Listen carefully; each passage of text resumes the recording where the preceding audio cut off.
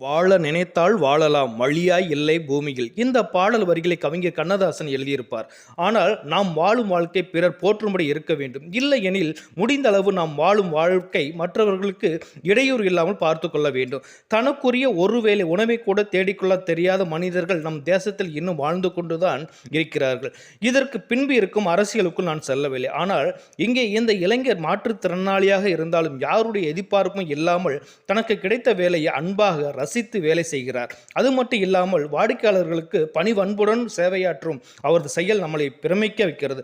எத்தனையோ இளைஞர்கள் வேலை கிடைக்கவில்லை என்று நாட்களை வீணடித்து கடைசியில் இதை செய்திருக்கலாமோ அதை செய்திருக்கலாமோ என்று புலம்பாமல் தனக்கு கிடைக்கும் வேலைகளில் நேர்மையாகவும் உங்களது உழைப்பையும் நம்பி ஆர்வத்துடன் வேலையை அல்லது தொழிலை செய்ய துவங்குங்கள்.